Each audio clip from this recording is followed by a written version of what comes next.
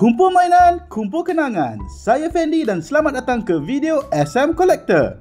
Baru-baru ini Abang Ashraf ada mengajak saya ke Bazar Ramadan untuk mencari donat kegemaran beliau. Semasa di Bazar Ramadan itu, kami diberi satu kejutan di mana kami telah ditegur oleh salah seorang vendor yang ada di Bazar Ramadan itu.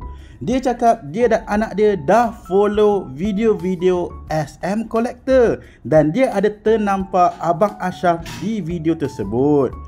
Dia juga ada beri kata-kata semangat supaya Abang Ashraf tidak putus asa untuk mencari lagi kad Boboiboy yang rare. Memang keren. So kami pun sambung kembali misi mencari donat kegemaran Abang Ashraf. Di sini ada pelbagai jenis juadah yang telah terhidang untuk kita pilih dan beli seperti panmi, kunafa, kopi gantung, shawarma dan pelbagai jenis lagi juadah berbuka seluas mata memandang. Tetapi kami masih belum lagi nampak kelibat donat kegemaran Abang Ashraf.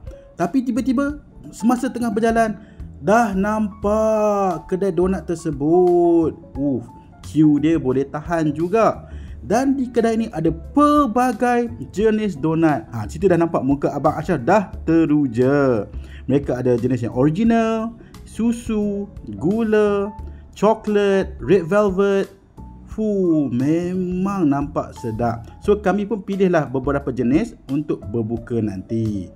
So alang-alang tu marilah kita unpack kad Boboiboy. So sekarang ni kita ada pack Vortex bergambarkan Boboiboy gempa berperisai. Dan untuk pengetahuan semua, kad Vortex ini adalah kad versi lama.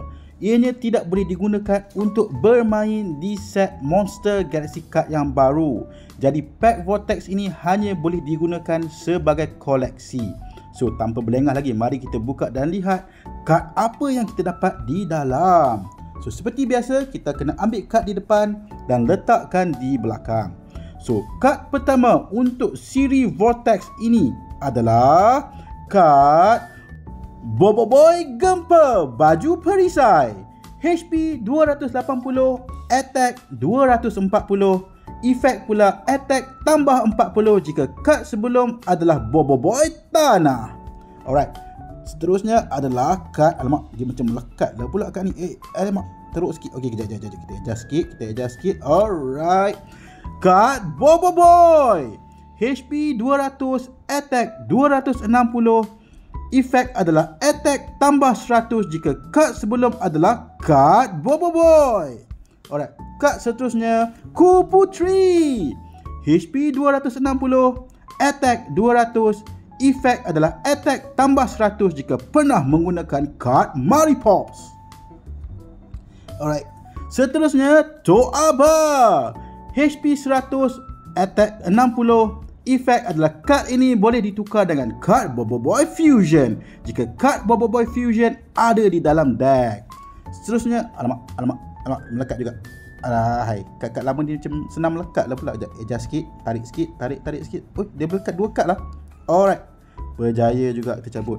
General Karumbang, HP 220, attack 280, efeknya adalah HP dan attack tambah 60 jika kad sebelum adalah General berlima.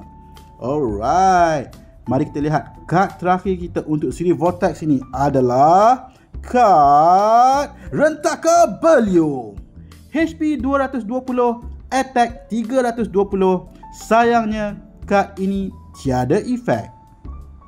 Wow, memang cantik. Memang saya sukalah kad jenis Vortex yang lama-lama ni sebab dia punya rare dia memang cantik. Efek dan juga centering pun kemas.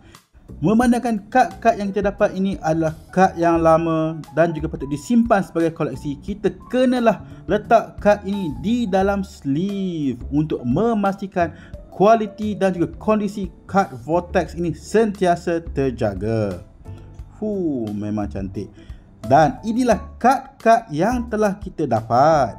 Sampai sini sajalah video kita kali ini. Jumpa next time. Bye.